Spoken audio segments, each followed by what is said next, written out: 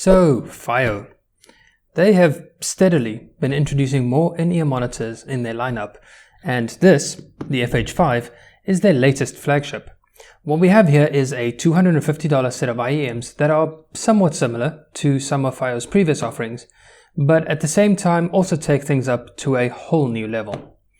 Now, before we jump into the design or sound of the FH5, I feel that I need to mention the packaging. Usually in my video reviews, I don't mention the packaging, simply because, well, I'm rarely impressed by it. So the fact that I feel the need to mention it in this video should already give you a clue of what is to come. I mean, seriously, this is, for me, some of the nicest packaging I've ever experienced. And for me, it's right up there with what Mi Audio did for the Pinnacle P1. This is, by a long shot, not only some of the nicest packaging I've come across, but the nicest packaging I've ever seen from FiiO. Seriously, this is way better than anything they've ever done before. You open it up and the product is on display here. And that's the thing, it's on display. It's not just neatly packed into a box. When companies do this, it conveys a certain sense of pride that they have for the product. And if they are proud of it and want to show it off, then I automatically get excited about it too. So good job, FiiO. You've really taken me by surprise here. Okay, so let's kick things off with the look of the design, which is overall totally new for FiiO. The shape and other aesthetic elements are unlike what we've seen done before, although the finishing seems to be either identical to or at least very similar to that of the F9 series. What we're seeing here is a design, fit and finish that just oozes quality. The faceplate lines up almost perfectly with the main IEM body, and there are only a few minor imperfections if you really want to look for them. There are two very interesting visual elements here, both of which are found on the faceplate. Now, first up is this thin gold-plated edge. Now, generally, I'm not a fan of gold plating. I think it looks cheap and tacky, usually. But in this instance, I think it works exceptionally well.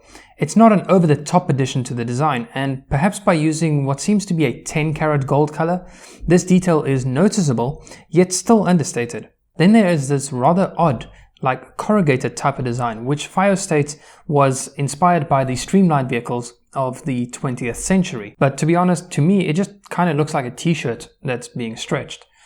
But again, it's not an over-the-top and in-your-face type of design element, but it just adds a little bit of the right amount of flair to the design. Now, weighing in at roughly 8 grams per earpiece, that's double what the F9 was and a little bit more than the Pinnacle P1, the FH5 can seem a little weighty when compared to the majority of IEMs out there. Perhaps that seemingly added weight is in part what gives the FiiO this perceived level of build quality. But of course, any added weight with IEMs also raises the concern of how it would affect the comfort. But I'm very happy to report that FiiO did a great job here with the design of their housing and indeed of the cable too. The overall shape works incredibly well in terms of ergonomics, and the smooth matte satin finish definitely helps in this department. Of course, I can't speak for everyone, or even most people, as people's anatomies differ, but I can confidently say that the FH5 is one of the most comfortable IEMs I've ever tried. Again, due to the shape, the finish, and the way the cable nicely balances the weight, these are IEMs that I can easily wear for long periods of time. And speaking of the cable, the one included here is also one of the nicest I've ever come across. It's perhaps ever so slightly on the stiff and heavy side, but only just a bit. It feels incredibly well constructed and designed, and I particularly like how the left and right channels are separated for the entire length of the cable. Now, you may have noticed that at each of the MMCX connectors, there's also a colored collar to differentiate between the left and the right channels. As usual, red is for right and blue is for left. Being able to easily distinguish which is great, but FiiO took this one step further and did something similar on the actual housing of the IEMs too. If we look at where the cable connects to the housing, both the left and right earpieces have corresponding colored parts. So now, when taking a step back and looking at the design of the FH5 in its entirety, I think it's fair to say that the design seems incredibly refined in terms of the build comfort and aesthetics. Not only is the FH5 FiiO's current flagship, but it's also what I would consider to be an honest flagship design, and to me it sits right up there with competing products that cost many hundreds of dollars more. One major advantage of the FH5 is how power efficient it is. With an impedance of just 19 ohms and a sensitivity of 112 decibels per milliwatt, you really don't need much power to blow out your eardrums. One of the most common criticisms of FiiO's M7 portable player is that the 40 milliwatts of available power is quite low, and in reality it kind of is, especially when considering more power-hungry headphones or IEMs like the 50 ohm Pinnacle P1. But for the FH5, that 40 milliwatts is way more than enough. Okay, so finally, let's get on to the sound. Now, since FiiO introduced their first set of IEMs a few short years ago, they've been making some very steady improvement to both the design and sound of their products. However, in the case of the FH5, what we're seeing here is more of a refinement in sound rather than a leap forward. Before the FH5, FiiO's latest IEMs were the FH1, and I kind of like them, especially considering their price point. No, they're not perfect, but compared to the F9 and F9 Pro, the FH1 had a much more pleasing signature to me, and had a sound that I could listen to for extended periods of time. The F9 series, on the other hand, sounded much brighter in comparison, and as a result I perceived them to sound quite artificial. The problem there was a very large treble spike at around the 8 or 9 kHz mark, which introduced a lot of piercing highs. Of course, with a little bit of EQ work, the F9 could actually sound quite balanced and overall pretty darn good. But I think it's safe to say that most people would rather just plug in a set of headphones or IEMs into their device without having to worry about fiddling with any sort of EQ, and this is especially true if you use multiple devices. So when the FH1 came around, it offered a presentation that was quite different to the F9. It had more presence in the bass regions, but more important was that it addressed that sharp treble spike. Now, unfortunately, I couldn't do a measurement or recording of the FH1 as I only got my testing rig more recently, but for what it's worth, the FH5 sounds rather similar to what I remember the FH1 to sound like, but with perhaps an overall slightly smoother character. But again, that's entirely going off memory, so take that with a pinch of salt. Now, with the FH5, FiiO included a number of different ear tip designs, so let's take a look at how they alter the sound of the IEMs. Overall, despite being labeled to favor different sound signatures, we're not seeing any major changes in the frequency response between the different tips, except when looking at the bass and mid-range with regards to the memory foam tips, and then in the high frequencies with regards to the vocal tips. That sharp treble spike produced by the vocal tips can indeed add a bit more sparkle and presence, but this area also tends to be very troublesome, as any sharp spikes here is what introduces piercing sharpness. As we can see from the graph, there are some spikes here with the included tips, but when using the JVC spiral dot tips, the issue is avoided altogether. But speaking of the spiral dot tips, these are my tips of choice when making measurements and also tend to be my go-to tips when listening to any IEMs.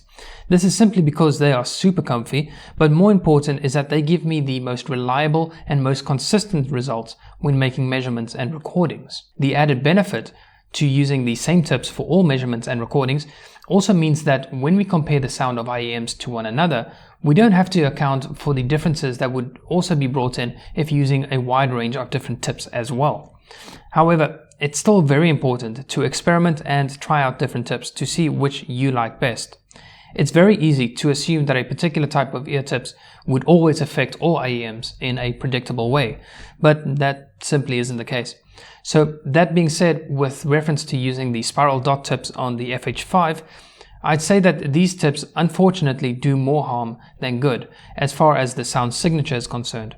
It's a real pity because these ear tips are so comfy, but the fact is that the FH5 already has those recessed upper mids, and the spiral dot tip simply reduces this range even further. So if I had to pick a winner, I'd say that the balanced tips seem the best balanced of the bunch, whereas the vocal tips do add a bit of sparkle up top. The foam tips also bring those upper mids up from where they are when using the spiral dot tips, and at the same time they also have the smallest peak at around that 9 kHz point. So for the comparisons with other IEMs, we'll be looking at the average response of the included ear tips and excluding the spiral dot ear tips completely. So for the first comparison, let's look at the FH5 against the F9. The first difference we can see is a bass boost for the FH5 in the sub-bass area, and it continues to have an elevated level all the way up to the 1 kHz mark. Overall, the F9 has more balance in this area. Moving on towards the mid-range, here we again see a similar character, although the F9 carries this region over a slightly wider range in the vocal department before it drops off again. Other differences are seen between about 3 kHz and 6 kHz, with the F9 portraying a bit more presence here, which we can hear in how male vocals are presented. However, if we look at that 8 to 10 kHz region, we can see a huge difference between the FH5 and the F9. The F9 has a very large treble spike, and as a result sounds quite piercing. On the flip side, the FH5 greatly reduces the chances of that happening, but at the same time it also means that there can be a lack of air in vocals, as well as a reduction in that lovely shimmering effect of cymbals. But overall, the FH5 has the more balanced and natural sounding signature, something totally different to the artificial sounding treble of the F9. So our next comparison will be with the Pinnacle P1. The P1 from eAudio is quite a little gem. It really does have one of the best signatures out there, and for myself, it's my personal favorite set of IEMs at the $200 mark. It might not have the sub-bass extension that the FH5 has, but overall it has more balance and cohesion in the bass region and the lower mid-range. However, if we look at the graph of the high mids, that's where we see quite a big difference in the presentation. Where the FH5 lacks presence and attack, the Pinnacle P1 gives you way more of it. As a result, the P1 tends to have more of a full and natural sound. Then if we consider that 8 to 10 kHz region, again we see that the P1 is very well behaved here, offering no sharp spikes that would otherwise be problematic.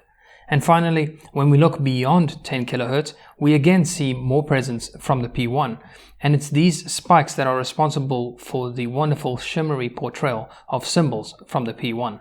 Now for our final comparison, let's see how the FH5 stacks up against the Dunu DK3RR1. Now of course, yes, the Dunu does cost double what the FH5 does, but when we're talking about really good sound signatures, then the 3RR1 is a really good example to use. If we look at the sub-bass and bass region, the Dunu has just about the same amount of sub-bass extension as the FH5, but also slightly more fullness for the rest of the bass notes. Again, when we get to the upper mids, we're seeing much more presence from the 3RR1 and an overall more energetic sound signature.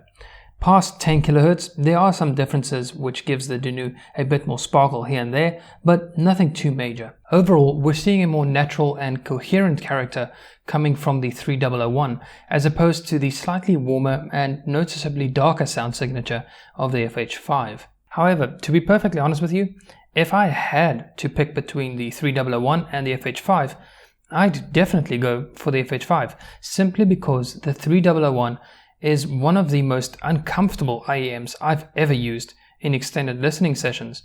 You don't really pick up on this in the first few minutes, but after a while, the incredibly unergonomic shape of the Dunu just makes it impossible for me to wear for any length of time of more than about 45 minutes or so. So overall, in terms of value, where does the FH5 stand in FiiO's lineup?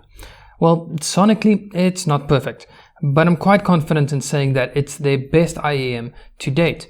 I think the build quality alone is worthy of a price tag higher than $250, and the refinement in sound character over the FH1 is a very welcomed addition.